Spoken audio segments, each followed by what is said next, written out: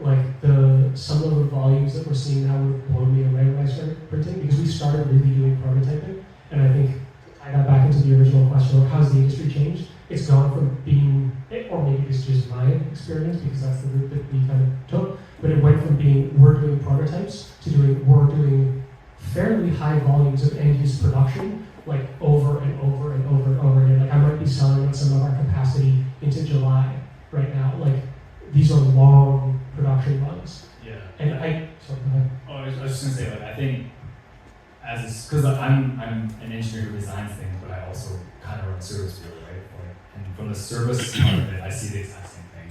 Like less prototyping work and more production work. Because the prototyping is now like everybody can just buy their own machine, right? But from the engineer's perspective, it's like I'm doing more and more prototyping because now I have a machine, right? But anyways, yeah. So I'm seeing the same thing that you.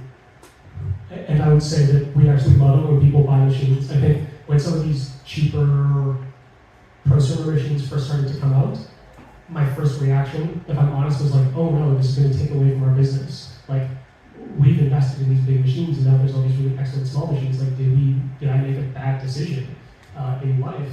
But actually, it turned out that having all of these engineers thinking about 3D printing and designing parts for 3D printing meant that actually they're just going to do way more 3D printing. And when they need an industrial material and they need 1,000 parts, they don't actually want to do it themselves. And we will occasionally get... You're crazy like me.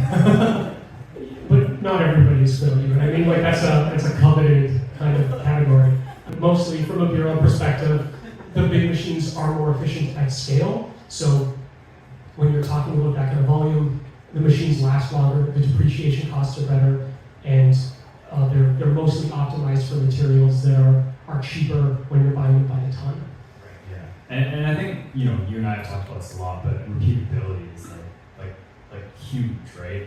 And I'm only starting to step into the world of production, like low volume production, right? I don't do anywhere near as much as you guys, but there's been so many new learnings and unexpected issues that I've encountered going from doing 1 to 10 to 3,000 for Arbutus. It's like thinking about how to pack parts in a box so that things don't stick to the parts or whatever. It's like things you don't think of, and then failure modes that you also don't think of, like with the Bamboo Lab machines.